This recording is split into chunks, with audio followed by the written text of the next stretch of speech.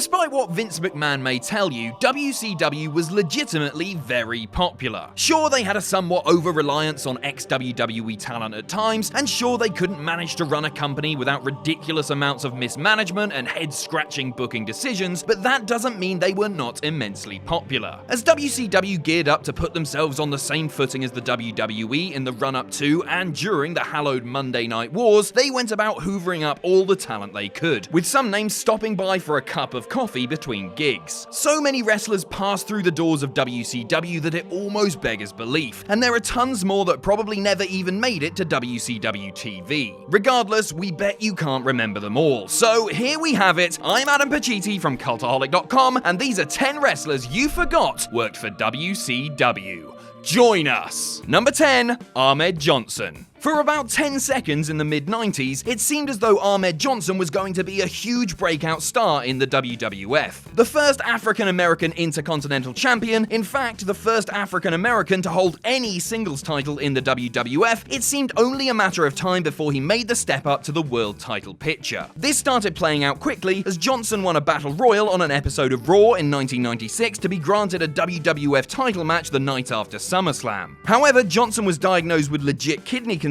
and had to be written off WWE TV. When he returned, he never quite made it back to the top of the card and eventually left the WWF in 1998 to be with his sister who was battling cancer. Fast forward to late 1999 and Ahmed Johnson debuted in WCW, having gained a massive amount of weight compared to his WWF prime. Now known as Big T, he routinely helped Stevie Ray batter Booker T, with the two taking the name of Harlem Heat 2000, up there with the New Rockers as one of the lamest tag team names ever. Sorry, Leif Cassidy. Johnson was released from his WCW contract less than 6 months later due to his ongoing weight problems. Number 9, Triple H. The top draw, focal point, and most important figure of the Attitude Era, that is, if you ask him and his family, Triple H is WWE through and through. Well, except for when he wasn't. Yes, before he started crotch chopping and taking whatever championship belts were just left lying around unattended, the game was floundering around at the bottom of WCW's card. First as the groan-inducing, terrorizing, get it, and then as the snobbish, pre-Connecticut blue blood Jean-Paul Levesque. Few would have had him pegged as a massive future star, never mind the potential most important figure in American pro wrestling. Tripper hung around in WCW for about a year, with only one pay-per-view appearance to his name. This was a loss to Das Wunderkind Alex Wright at Starrcade 1994. After teaming with Lord Steven Regal for a bit to the delight of practically no one, H left for the WWF in January 1995 after his release to be pushed as a single star was met with an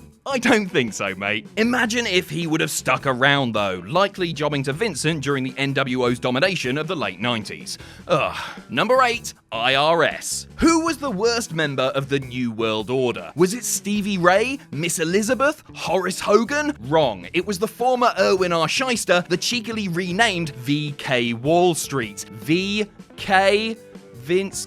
Yeah, you get it. Yes, the coolest, most radical faction American wrestling has ever seen once included an accountant who loved fighting as much as he loved ISA savings accounts. Because nothing screams anarchist street gang like having a good knowledge of 401ks, stocks, and bonds. In his pre-IRS days, Mike Rotunda had a great run in Jim Crockett Promotions as it merged into WCW, where he was a one-time tag champion with Dr. Death Steve Williams and a 3-time television champion. His second run, though, well, it was just a bit bland. Re-debuting in 1995, Wall Street bobbed around the bottom of the card before joining the NWO in 1996. After quickly getting booted out of the black and white because, of course, Wall Street kayfabe moaned about Commissioner J.J. Dillon and WCW and headed to New Japan to help NWO Japan. Wall Street was then called back to WCW in winter 1999, reformed the Varsity Club with Rick Steiner and Kevin Sullivan, and then left the company a few months later. Amazingly, Bray Wyatt's dad managed to collect a WCW paycheck for 5 years during this period, so fair play to him. Number 7, Jeff Jarrett. Whoa, calm your tits, slapnuts. I know you remember Double J's commanding run at the top of the WCW card from 1999 to 2001, whether you want to or not. But this entry isn't about that run. This is about Jeff's time spent in WCW in 1996, which you may not remember. Still sporting his goofy mullet and silver strappy top thing, ring. He even became one of the less remembered members of the Four Horsemen in the process. Looking back on it, it should have worked. Despite what you think about Jarrett's run at the end of WCW and his booking practices while in TNA, aka the I will always be somewhat involved in the title picture because me and my dad own the company method, he has always been a solid worker, and his in-ring credentials and proud southern wrestling heritage was surely enough to make him a star in the Atlanta-based company. Jarrett started hot, beating Chris Benoit by dubious methods and working his way into the Horsemen before beating Dean Malenko for the WCW US title. Things stagnated for Double J when he was booted out of the Horsemen and ended up dropping the US title to Steve Mongo McMichael. Yeah, the fella with the weird ponytail and the tiny dog. Jarrett didn't stay in WCW for very long and was back in the WWE after just 1 year, once again bleating out country music and wearing that silver strappy top thing. Ain't he great? Number 6, Davey Boy Smith. The British Bulldog had 2 runs with WCW in the 90s, with neither being particularly noteworthy. Well, okay, in his first run he was on screen when the Shockmaster literally burst onto the scene, but that's about it. Davey Boy's second run, however, was so nondescript that upon doing research for this video, we went, oh yeah, he was in WCW NWO Revenge for the N64, wasn't he? The fact that we remember this before any in-ring achievements show just how well his run panned out. Smith made his second voyage to WCW following the Montreal Screwjob, with himself and Jim Neidhart walking out of the WWF in solidarity with brother-in-law Bret Hart. Despite its easily forgettable nature, this second run in WCW was actually longer than his first, clocking in somewhere around the 10-month mark, as opposed to his initial run, which lasted about 6 months. Used sparingly on Thunder, Bulldog and Neidhart teamed up and challenged for the WCW tag titles on a few separate occasions, but never managed to win them. Smith was soon sidelined for a month with a knee injury, came back, and not long after suffered a career-threatening spinal injury after awkwardly bumping on a concealed trapdoor during a match against Disco Inferno and Alex Wright. While recuperating, Davey Boy received his contract termination papers via FedEx. Classy move, WCW.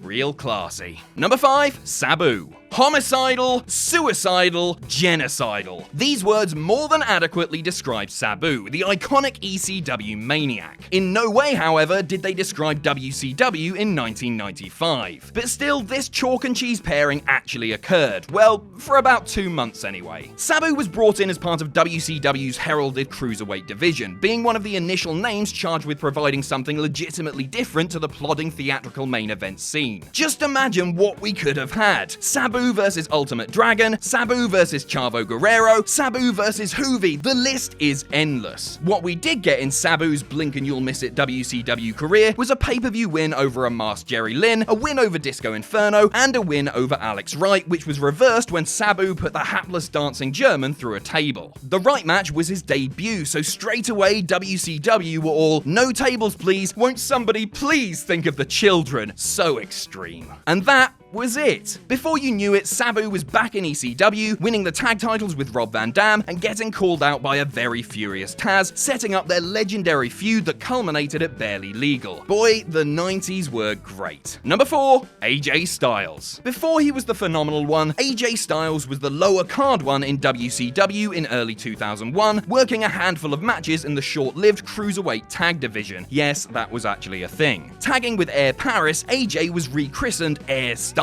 and the duo worked as Air Raid, complete with US Air Force flight suits. I'm not joking. The team managed a handful of appearances on Thunder and Nitro, and were eliminated from a tournament for the aforementioned Cruiserweight tag titles by Elix Skipper and Kid Romeo.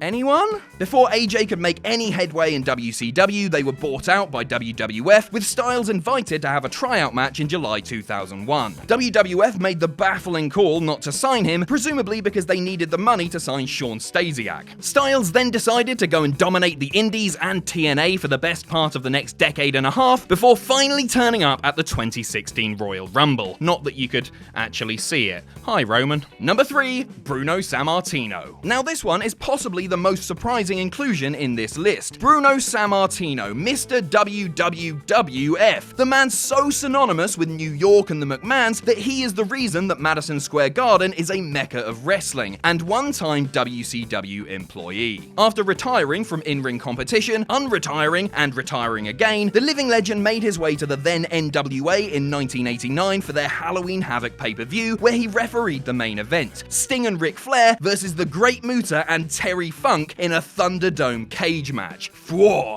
Sammartino later returned to WCW in the early 90s in an on-screen analyst role and did a stint on commentary for WCW Saturday Night with Jim Ross in 1992 before turning up once more in 1996, again in a special guest referee capacity during a Ric Flair-Randy Savage feud. The reason Sammartino is so high on our list is because of how unthinkable it seems. Sammartino in WCW. It's like if Ric Flair decided to quit the NWA for the WW... Oh, yeah. It's like if Hulk Hogan swapped the WWF for... No, hang on, I'll get it. Number 2, Owen Hart. Long before he was the Rocket and the King of Hearts, Owen Hart was on the verge of being a full-time WCW superstar. After leaving the WWF following WrestleMania 5, Owen wrestled in Canada, Mexico, Japan, and Europe before heading down to Georgia to try his luck with WCW. Owen's time with WCW was very brief indeed, wrestling 5 televised matches in 1991, all against lower card talent. WCW nonetheless were impressed and could probably imagine Vince McMahon turning bright red if they managed to turn Bret's little brother into a massive star before McMahon had the chance. Contract discussions took place before Owen decided against it, citing that he wasn't willing to relocate his family to Atlanta. Before long, he was back in the WWF, teaming up with Jim Neidhart as the new Foundation, and then with Coco Beware as High Energy. We can't help but fantasy book what Owen could have done if he were to stay with WCW though. Imagine him against the likes of Sting, Flying Brian Pillman, and later on Benoit, Malenko, Guerrero, Jericho, and so on. That would have been brilliant. Number 1, Jake Roberts. Shortly before becoming The Undertaker's second WrestleMania victim at Mania 8, Jake the Snake Roberts was getting ready to hang up his boots and take a seat as part of WWF's lucrative writing staff, taking a position left vacant by Pat Patterson in the wake of his sexual harassment scandal. Vince McMahon apparently had a change of heart, deciding to leave the position vacant out of respect for Patterson. Roberts understandably flipped his lid and threatened to no-show Mania unless he was released from his contract. McMahon relented and Jake worked the event. A tombstone and a 1-2-3 later, and it was see you later from the Snake. Being one of the most recognizable names in the wrestling world at the time, Roberts walked into a very lucrative offer from then WCW head Kip Allen Frey, alleged to be somewhere around the $3.5 million per year mark. Roberts just had to wait out a 90-day no-compete clause before he could sign on the dotted line. Simple. Unfortunately, on day 87, Frey stepped down and was replaced by Bill Watts, who had legit beef with Roberts, and the alleged $3.5 million contract became a $200,000 contract. Having burned his bridge with Vince, Roberts had no choice but to take it. Debuting in August 1992, Roberts was launched straight into a high-profile feud with Sting, building to his one and only pay-per-view appearance for the company, Halloween Havoc. Jake left soon after and was back in the WWF 4 years later. Thanks for watching. Let us know what you think in the comments down below. You can follow us on Twitter at Cultaholic. You can find us on Facebook at facebook.com/Cultaholic. If you enjoy what we do here at Cultaholic, you can pledge to us on Patreon. That's patreon.com/Cultaholic. And most importantly, don't forget to hit subscribe and join us.